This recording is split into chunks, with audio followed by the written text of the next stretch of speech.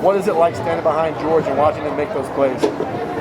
Yeah, it's pretty incredible. I think he just got going pretty early, and he's just so explosive and dynamic in between the holes, and he just has great vision, and what he does is incredible. What's the feeling like after this one? I mean, you're 1-0, you got the win, but you obviously didn't play perfect. I mean, yeah. Kind of survive in advance at this point? They were a tough team, you know. Tay and Static didn't play. You know, credit Bill and Davis for stepping up. Latrell stepping up. It was tough not having them, but those guys were ready to play. And had made some great plays when they needed to. But Wyoming, I credit Wyoming. They're really tough. They're super disciplined. You know, I think even before the game, I think their rankings in pass defense were really tough. Obviously I wanted to test the waters there, but they were actually very, very tough, very disciplined. 48's a great player. They got some great players on that side of the ball. So yeah, Riley's one of my closest friends. Just for him to be able to get a touchdown, get some touches, be involved in the pass game, get him. Tiny Hills had a little bit. Kurt had a nice catch.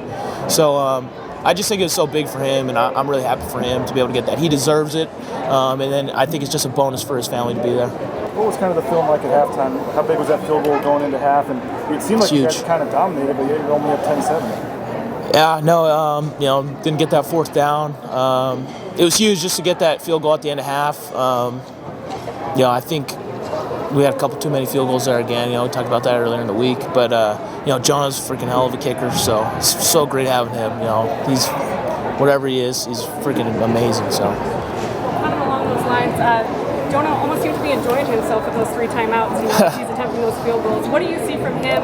Is that something he enjoys and does it? Yeah, we kind of got a little thing going, but between me and him, we kind of say this little mantra to each other all the time. Just for confidence, and he's a special player, and he's got a lot of pressure, that guy. So I credit him. Hank, what did you think of Dimitrys' interception? How big was that? I think he should have scored. Dimitrys should have scored, man. No, I'm just kidding. That was a game changer. That was a big time game changer. We needed a turnover. We needed something to happen. Needed a little bit of momentum, and he's in the right place, right time, and he should have scored a touchdown. So you guys only give up 1 sack tonight. I think only 4 or 5 penalties, no turnovers.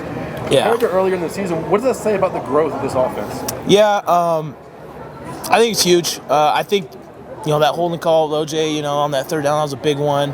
I got a delay game earlier. That's a bad job by me.